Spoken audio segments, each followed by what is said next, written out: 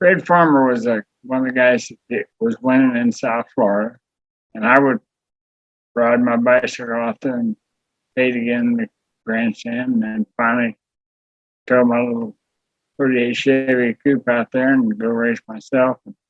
And I was aware that he was a fairly frequent winner. And I met two young guys that were just helpers at his shop. Actually, they were just practically cleaning up for, just kept the place clean and neat and stuff like that. Roger and Bill Pergam. And so I went over by Red's shop. They were building a new Chevy, V8 Chevy car, which was not very common at the time yet. And that old fellow that was chief mechanic, Homer Warren, was also the service manager of the big Ford dealerships in there in Miami. And I knew him because of riding with my dad around some of his jobs, and one of them was at all mine were Ford. And so Homer said, well, you've been up there up there at Key Capers where they run the dual 4-barrels. And I want to run dual 4-barrels. And so I want you to get them ready. So here's a manifold and here's 2 carburetors, and you get them ready, and I'll have the engine ready in a day or 2. And so I said, sure.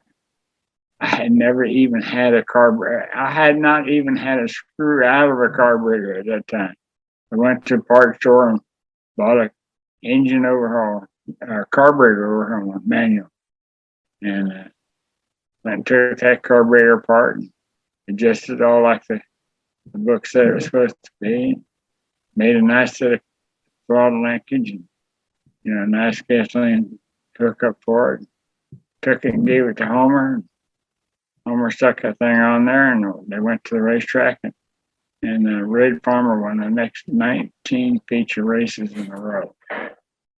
And by then I had gotten noticed that I had done something to help the car, and so a guy had offered me his sportsman car to race if I would work on his modified Austin. So I did that.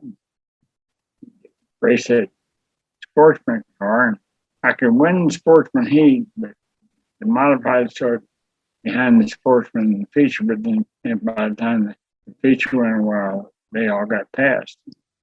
But sometimes I finished as far up as second. Never won one, but I finished as far up as second.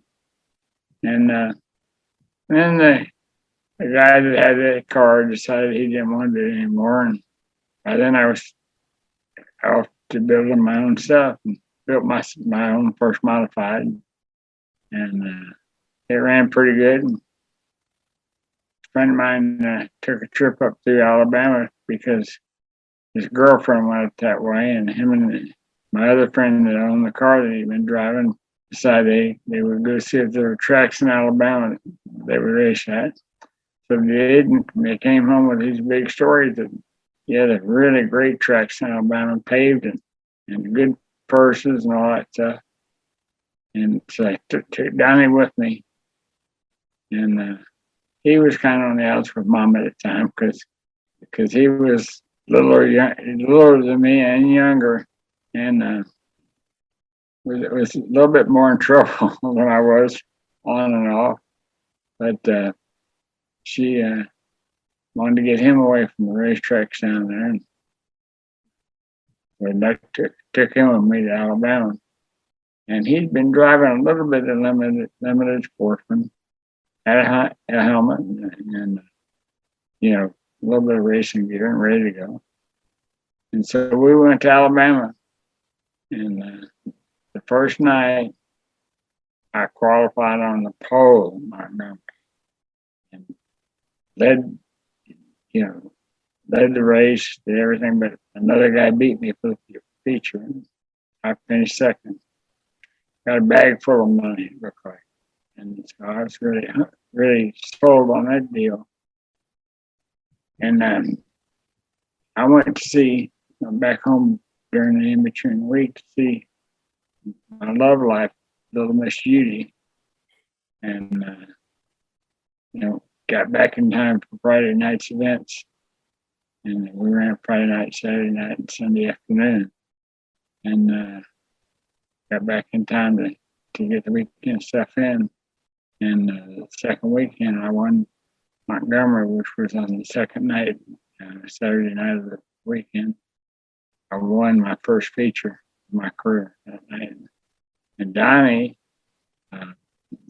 well, we had other friends with us. Kenny Andrews owned the car, and Gil Hearn drove, and Gil Hearn went home.